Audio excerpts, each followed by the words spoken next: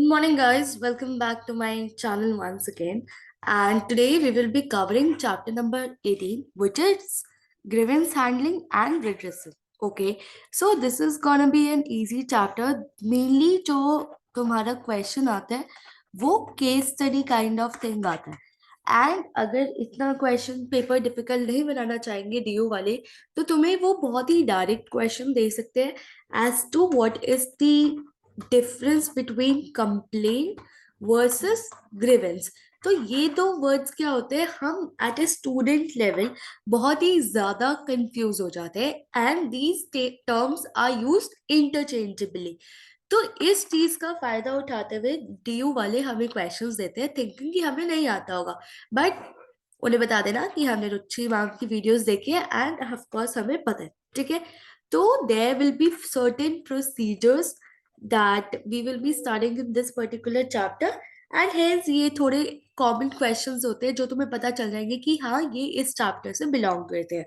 Okay, जब मैं college में थी तो मेरी टीचर ने यही कहा था कि इसे एज अ स्टोरी पढ़ना, इसे एज अ प्रैक्टिकल वो पढ़ना कि अगर तुम एक कंपनी में काम कर रहे हो और तुम्हारी कोई कंप्लेन लेने के लिए रेडी नहीं है एंड कोई वहां पे ग्रीवेंस सेल नहीं है, तो तुम मतलब क्या करोगे? तुम डिससैटिस्फाइड रहोगे या तुम खुश होगे कि ठीक है यार सबकी कंप्लेन होती है, ठीक है इंसान ही तो है, हम गलतियां तो सबसे होती है.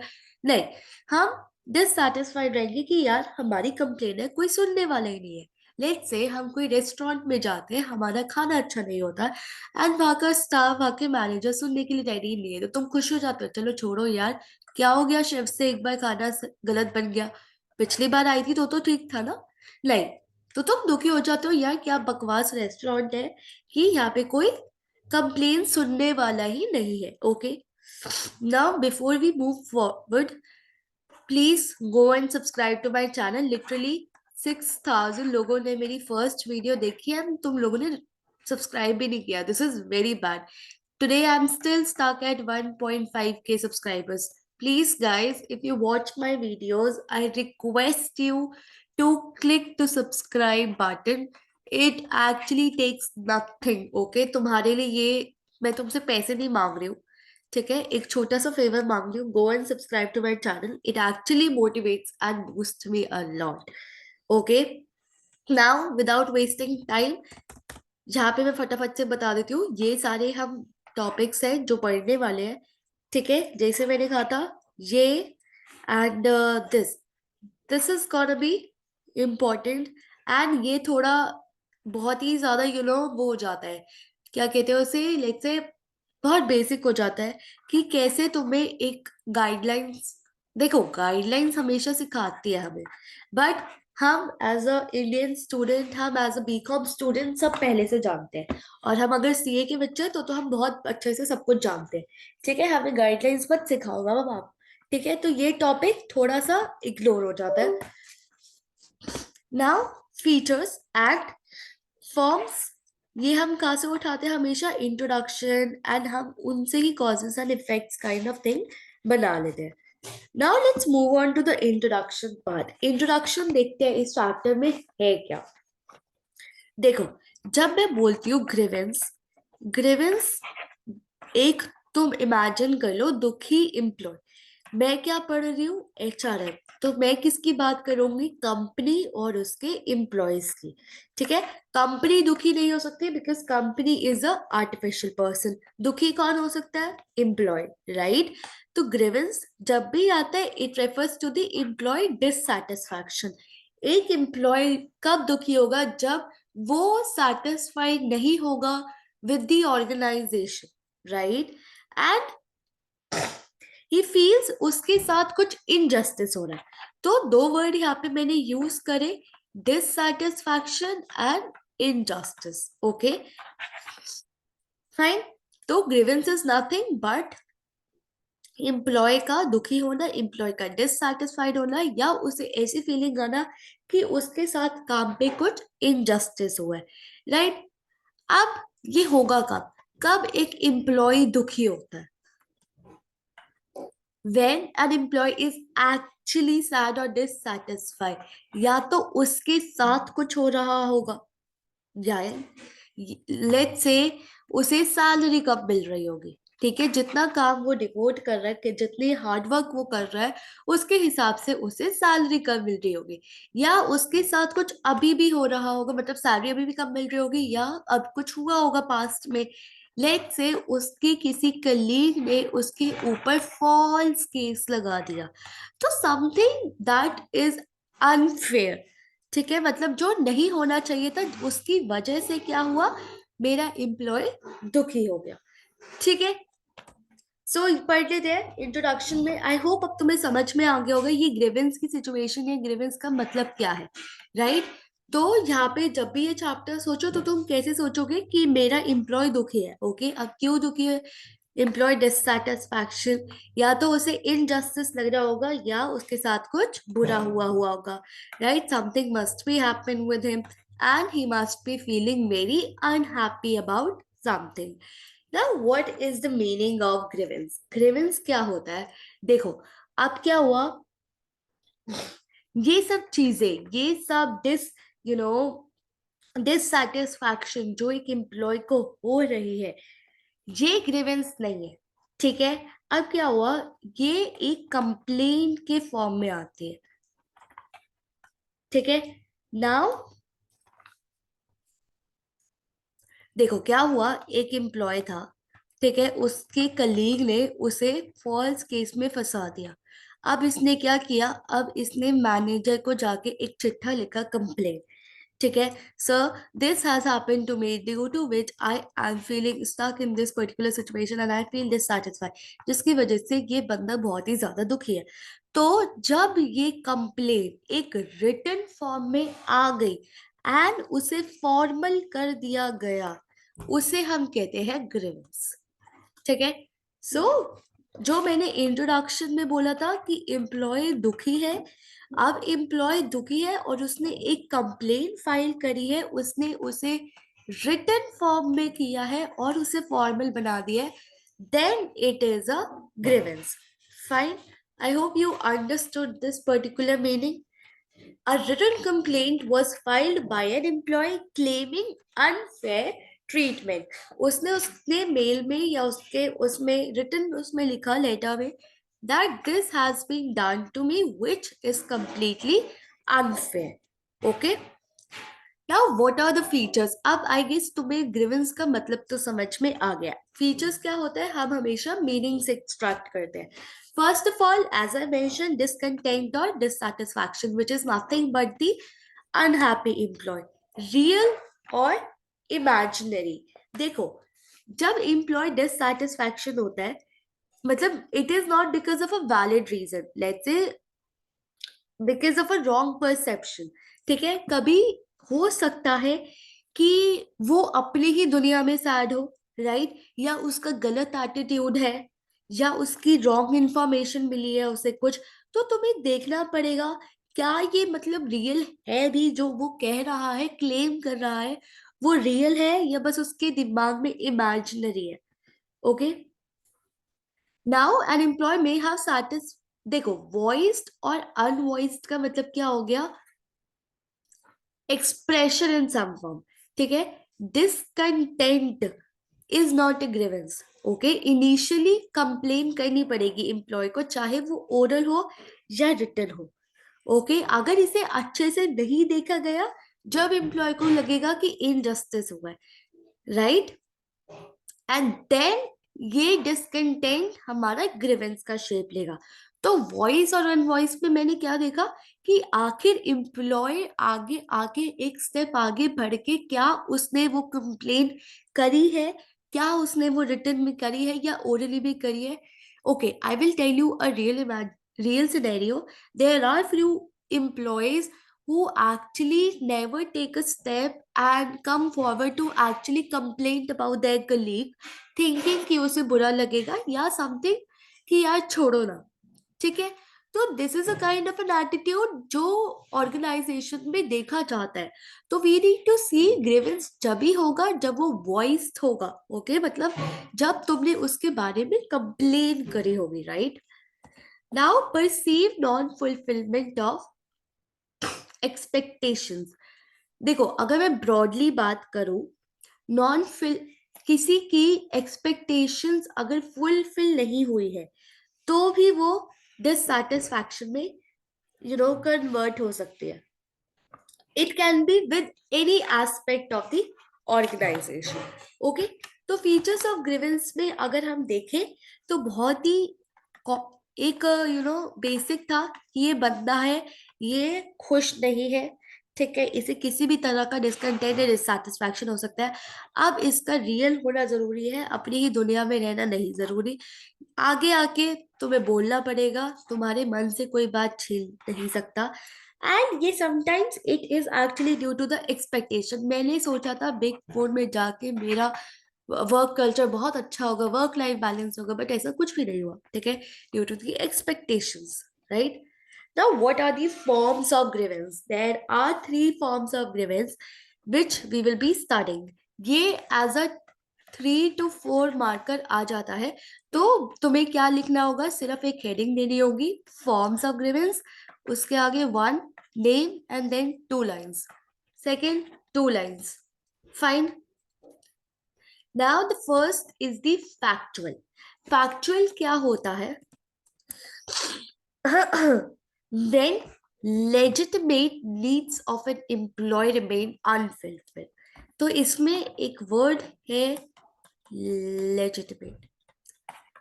अगर ये नीड्स एम्प्लॉय की फुलफिल नहीं हुई है तब जाके ही इज डिससैटिस्फाइड. इसका एग्जाम्पल कैसे याद रखोगे? वेज हाइक, सैलरी में बढ़ोतरी नहीं हुई है, ठीक है, एग्री हुआ था बट इम्प्लीमेंट नहीं हुई है किसी रीजंस की वजह से, राइट. तो इसकी वजह से the employee is very dissatisfied in an organisation. Imaginary employee की डिससैटिस्फैक्शन एज आई मेंशन पहले कोई वैलिड रीजन नहीं है, ठीक है, बट क्यों है? उसकी रॉन्ग एटीट्यूड की वजह से. कोई दिक्कत नहीं ऑर्गेनाइजेशन में, लाखों एम्प्लॉयज खुश है और सब ऐसे एम्प्लॉयज है जो आगे आके बढ़ के अपना स्टेप लेना जानते हैं, बट एक बंदे को बहुत प्रॉब्लम हो रही है. क्यों? क्योंकि उसका एटीट्यूड सही नहीं है. जो भी बोलो क्या ये बकवास, हट, दुखी कर दिया फालतू में, ठीक है. तो ये सब चीजें बहुत ही ज्यादा गलत है. अब उसके पार्ट पे हमेशा ऑर्गेनाइजेशन या कंपनी के लोग गलत नहीं हो सकते. कभी कभी अपने अंदर भी झांक के देखना पड़ता है कि तुम में गलती ना हो, ठीक है. तो रॉन्ग एटीट्यूड, रॉन्ग इन्फॉर्मेशन उसे मिली हो, ठीक है. तो यहाँ पे मैनेजमेंट की गलती नहीं है, इंस्टेड वो थोड़ी अगर मिसकम्युनिकेशन है वो क्लियर करनी पड़ेगी, या थोड़ी इंफॉर्मेशन उसे गलत मिली है तो वो सही करनी पड़ेगी. And finally disguised. देखो, एम्प्लॉय की डिससैटिस्फैक्शन उसे कभी खुद ही नहीं पता हो सकती. मे बी हो सकता है कि मैं दुखी हूँ बट मुझे नहीं पता. मैं रोज सुबह 9 बजे काम पे आती हूँ, मुझे लग रहा है कि मैं दुखी हूँ काम की वजह से, बट नहीं, ऐसा तो नहीं है. मे बी ऐसा हो रहा हो कि मेरे ऊपर कोई प्रेशर आ रहा हो, फैमिली की तरफ से कोई टेंशन हो, एंड ड्यू टू विच मैं 9 बजे जब भी सुबह काम करने बैठती हूँ, मैं अपने अलग ही वर्कलोड में, अपने ही अलग दुखी में होती हूँ, right, with a heavy heart. तो this is a reason, this is something जो I am even not aware about, ठीक है.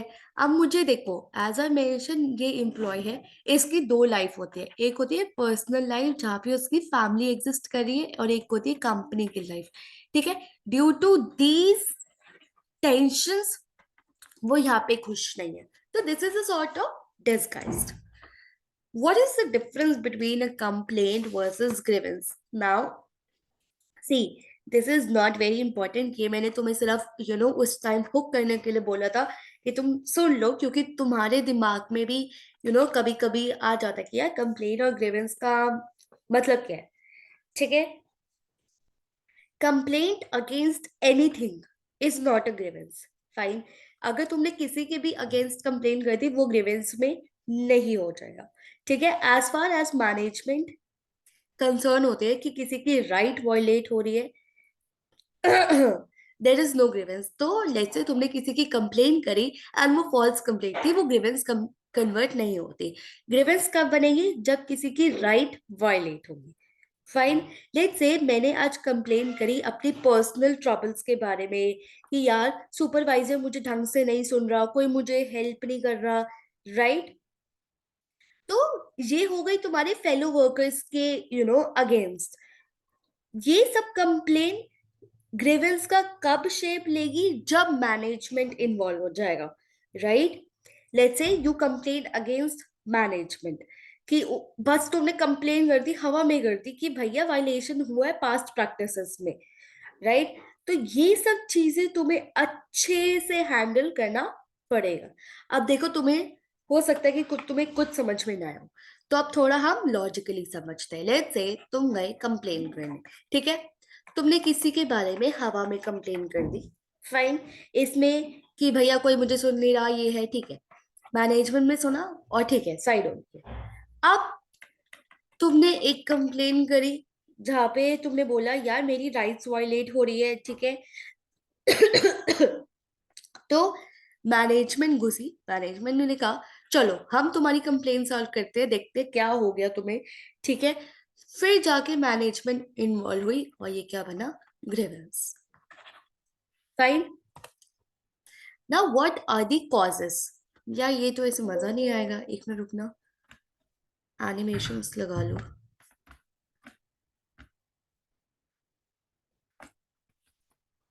दूसरे पे लगे हुए हैं ना? हाँ ठीक है, सब पे लगे हुए हैं, बस इस पे नहीं लगे हुए थे, ठीक है। Now what are the causes why grievance actually occurs? सबसे पहले होता है economic rate, economic reason. Economic reason क्या हो गया तुम्हारा? Over time, bonus, wage fixation, ठीक है? जहां पे उन्हें लग रहा है कि उन्हें कम पे किया जा रहा है as compare to others. Work environment, कोई सेफ्टी नहीं है, इतना बेकार ऑफिस है, चेयर टूटी हुई है, फिजिकल कंडीशन सही नहीं है, मशीन भी ठीक नहीं है जिसके ऊपर काम कर रहे हैं, इतना बेकार मटेरियल आ रहा है। तो वर्क एनवायरनमेंट। सुपरविजन, सुपरवाइजर्स के होते हैं मेनली, तुम्हारे उस एक सुपरवाइजर के अंदर दो लोग काम कर रहे हैं, वो एक की तरफ बायस्ड है, तो biased behaviour, nepotism, Karan Johar, ठीक है? वर्क ग्रुप, कभी कभी क्या होता है एम्प्लॉयज अपने कलीग्स के साथ यू नो एडजस्ट नहीं कर पाते, they feel neglected, they feel like victimization. तो that is a sort of a reason जहाँ पे कंप्लेन्स आने का, और सॉरी ग्रीवेंस आने का, या यू कैन से कंप्लेन्स आने के चांसेस बढ़ जाते हैं। मिसलेनियस कुछ भी हो सकता है, प्रमोशन नहीं कर रहे, फाइन्स कर दी है, मेडिकल फैसिलिटीज अच्छी नहीं है। So anything which is not included in the first four headings are included in the miscellaneous. Now what are the effects? What will happen, grievance को अगर हमने अच्छे से एड्रेस नहीं किया, आइडेंटिफाई नहीं किया, तो क्या इम्पैक्ट होगा? सबसे पहले देख लेते हैं प्रोडक्शन पे, एंड हम तीन चीजें देखेंगे, एम्प्लॉय पे, प्रोडक्शन पे एंड मैनेजर्स पे। सबसे पहले देख लेते हैं प्रोडक्शन पे क्या इम्पैक्ट होगा। देखो, एक बंदा दुखी दुखी मारा मारा घूम रहा है, ठीक है? तो उसका प्रोडक्शन से क्या लेना देना? लेट्स से ये है तुम्हारा कोई फैक्ट्री वर्कर, ठीक है? यहाँ पे वो मशीन पे काम करने आया, तो ये प्रोडक्शन कैसे इम्पैक्ट होगा अगर वो दुखी दुखी मारा मारा होगा? 8 घंटे में से 2 घंटे तो वो रेस्ट पे चला जाएगा कि यार मेरी तबीयत सही नहीं है, यार मुझे अच्छा नहीं लग रहा, ठीक है?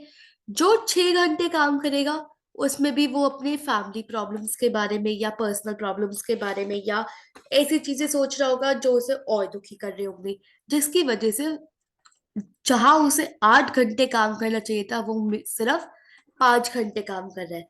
जिसकी वजह से क्या होगा, अब 5 घंटे में भी वो खुश नहीं रहेगा, लो क्वालिटी बनाएगा, ध्यान नहीं देगा, क्वांटिटी तो कम हो ही गई क्योंकि घंटे कम हो गए तो क्वांटिटी भी कम हो गई, वेस्टेज भी ज्यादा करेगा। अब अगर ध्यान नहीं दोगे किसी काम पे तो वेस्टेज तो ज्यादा करोगे करोगे। इन सब चीजों की वजह से कॉस्ट बढ़ जाएगी, ठीक है? Now what will be the impact on employees? अब इस बंदे पे क्या फर्क पड़ेगा? इस बंदे पे ये फर्क पड़ेगा कि वो छुट्टियां ज्यादा लेने पड़ जाएगा, ठीक है? जितना वो पहले कमिट कर रहा था कि मैं 8 घंटे काम करके रहूंगा आज फैक्ट्री में, वो आज सिर्फ 5 घंटे कर रहा है, ठीक है? इंसिडेंस ऑफ एक्सीडेंट्स, गलती से अपने ही ख्यालों में डूबा हुआ था, मशीन में उसका हाथ आ गया, तो एक्सीडेंट्स, ठीक है? या जहां उसे एक बॉक्स में 8 पैकेजेस करने थे पैक, वहां पे उसने सिर्फ 5 करे क्योंकि वो अपने ख्यालों में डूबा हुआ था। ठीक है, तो मोरल रिड्यूस हो ही जाता है। अब मैनेजर्स पे क्या इम्पैक्ट आएगा? स्ट्रेन्स दी सुपीरियर सबऑर्डिनेट रिलेशनशिप, उसे लगेगा कि तुम उसकी सुन नहीं रहे हो, जिसकी वजह से तुम्हारा वो रिलेशन खराब होगा। ठीक है। अब तुम्हें ध्यान देना पड़ेगा कि तुम ज्यादा सुपरवाइज करो। ठीक है, क्योंकि अब ज्यादा डिसिप्लिन के केसेस आएंगे, और मतलब जहां पे तुम ठीक थे कि यार ठीक है, मैं इस बंदे पे भरोसा छोड़ के थोड़ी देर के लिए जा सकता हूँ, अब ऐसा नहीं हो पाएगा। तुम्हें पूरा ध्यान देना पड़ेगा कि यार वो क्या कर रहा है। ठीक है। Now, I would request you to take the screenshot of this particular slide, because तुम्हारे बुक में ये पूरा एक पेज का लेंदी पैरा बना हुआ है जिसकी कोई जरूरत नहीं है अगर तुमने ये समझ ली। ठीक है, तो चीजों को शॉर्ट करना भी सीखो, चीजों को कैसे फ्लो चार्ट्स बना के इंटरेस्टिंग बनाना है वो भी सीखो। ठीक है ना। इफेक्टिव ग्रीवेंस प्रोसीजर के क्या क्या फायदे हैं? अब मेरी कंपनी बहुत अच्छी है। ठीक है, उसमें प्रॉपर एक, अगर तुम्हें डिससेटिस्फाइड हो तो तुम यहाँ पे आओ, लोगों को बताओ, अगर नहीं बताना तो अनोनिमसली लिखो क्या है। तो इसका प्रॉपर इतना खर्चा क्यों कर रही है company?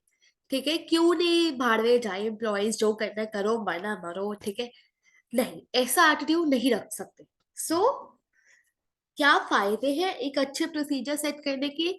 Read the pulse of the employees. Management को पता चलता है मेरी कंपनी में जो एम्प्लॉय काम कर रहा है वो उसकी क्या फीलिंग्स है, क्या ओपिनियंस है कंपनी की पॉलिसी को लेकर। ठीक है। चांस टू वेंटिलेट फीलिंग्स, देखो ये बहुत ही पल्स, वेंटिलेट हॉस्पिटल लैंग्वेज में बात कर रहे हैं, बट ऐसे तुम सिंपल करके भी लिख सकते हो। ठीक है। अब अगर तुम्हारी कंपनी में अच्छा ग्रीवेंस प्रोसीजर होगा तो एक एम्प्लॉय को चांस मिलेगा कि वो पूरा अपना बर्डन लेट ऑफ कर दे। ठीक है, तो ये सब कैसे होगा? जब टॉप मैनेजमेंट या सुपरवाइजर्स या अच्छी कंपनीज के सुपरवाइजर्स उसके साथ मिलके काम करेंगे। ठीक है, उसके साथ अपना प्रोफेशनल एक्सपीरियंस नॉलेज शेयर करेंगे। Compel to listen to the voice of employees. अब क्या होता है, ये एक चेक रखता है कि सुपरवाइजर का एटीट्यूड बिहेवियर कैसा है सबॉर्डिनेट्स के साथ। क्या मेरे जो सुपीरियर्स है वही तो फ्रॉड नहीं है? क्या वही तो डोमिनेट नहीं कर रहे सबॉर्डिनेट्स को, जिसकी वजह से मेरे सबॉर्डिनेट्स दुखी है? तो एक चेक रहता है कि भैया कैसे कर रहे हो तुम काम सुपीरियर लेवल पे। Boost the moral of the employees. अब अगर खुश रहेंगे एम्प्लॉयज तो ऑब्वियसली वो खुश बूस्टेड रहेंगे कि यार ये कंपनी बड़ी अच्छी है, अगर दिक्कत होती है तो सुनती है। जैसे मैंने खाने पे बताया, तुम्हारा अगर खाना वो रिप्लेस करके अच्छा दे रहे तो तुम खुश हो जाते हो एकदम। ठीक है। नाउ क्या हुआ? Discovery of grievance. कई बार मैंने जैसे बताया कि एम्प्लॉयज आगे बढ़कर नहीं आते, ड्यू टू विच वो छोड़ के चले जाते हैं एंड तुम्हारा स्टाफ टर्नओवर बहुत ज्यादा हो जाता है। अब तुम एज एन ऑर्गेनाइजेशन क्या कर सकते हो in order to discover these grievances? Right, सबसे पहले होता है observation. You have to observe everything in your company. Right, अगर एक एम्प्लॉय वेस्टेज कर रहा है, स्पॉइल कर रहा है मटेरियल अपनी केयरलेस की वजह से, केयरलेस बिहेवियर की वजह से, तो वो क्यों कर रहा है? ठीक है, इतना एब्सेंट क्यों हो रहा है वो? राइट, तो यू नीड टू ऑब्जर्व उनका अनयूजुअल बिहेवियर। ग्रीवेंस प्रोसीजर, अब तुमने एक बहुत अच्छा सिस्टमैटिक प्रोसीजर सेटअप कर दिया, तो तुम्हें ये भी देखना पड़ेगा क्या वो इम्प्लीमेंट हो भी रहा है। Right, everything is going great. Right, so you need to also see कि वो जो तुमने प्रोसीजर सेटअप किया है वो अच्छे से चल रहा है। Gripped boxes, grip grip boxes क्या होते हैं? देखो, कई बार क्या होता है, कंपनी ना ऐसे बॉक्स लगा देती है जहां पे तुम अपने लेटर डाल सकते हो, कंप्लेंट डाल सकते हो अनोनिमसली। इससे क्या होता है, तुम्हारी आइडेंटिटी रिवील नहीं होती, ठीक है। And without any fear of victimisation तुम अपनी कंप्लेन और अपनी मैनेजमेंट तक बात पहुंचा देते हो। Open door policy. Open door policy क्या होता है? Walk in meetings with the manager, cross check करो डिटेल्स, क्या कंप्लेन जो जिसने लिखवाई थी, क्या वो मतलब उसके साथ इंटरव्यू करो, नॉट इंटरव्यू, उसके साथ बात करो, क्या हुआ सर डिटेल में बताओ, क्या हुआ, क्यों लिखा था आपने ऐसा, मतलब could you please explain in detail, आओ हम आपके साथ अच्छे से फीलिंग्स शेयर करते हैं ओपनली। तो this is an open door policy. Exit interview. देखो, एग्जिट इंटरव्यू क्या होता है, कभी कभी एम्प्लॉयज तुम्हारी कंपनी इसलिए छोड़ के जाता है क्योंकि वो अपनी करंट जॉब से खुश नहीं था, राइट। मैं ये कंपनी इसलिए छोड़ के जा रहा हूँ क्योंकि मुझे यहाँ पे डिससेटिस्फैक्शन हो रही है। तो अब ये क्या हुआ, तुम वहां पे इंटरव्यू लो, सर ठीक है आपने डिसीजन ले लिया अपना कि आपको ये कंपनी छोड़नी है, I respect your decision, but can we talk, can we see where we went wrong, ठीक है। यहाँ पे क्या होते हैं, एम्प्लॉयज फियरलेस आंसर दे सकते हैं बिकॉज वो at the end of the day company छोड़ के ही जा रहे हैं, राइट। तो तुम एग्जिट इंटरव्यू करो, why people are leaving your company. Opinion survey, periodically you should conduct an survey, and conduct करके सिर्फ छोड़ नहीं देना है, उसे इवेल्युएट करना है, उससे देखना है कि आखिर कितने लोगों ने क्या आंसर दिया और क्यों दिया, right. Now effective redressal of grievance. देखो ये थोड़ा लेंदी टॉपिक हो जाएगा, and I will be continuing from here in the next video, because एक ही वीडियो में पूरा चैप्टर पढ़ाने बैठ जाऊंगी तो तुम्हारे लिए बहुत बोरिंग हो जाएगा। So I see you in the next video from this particular topic only. Have a great day, all the best for your exam.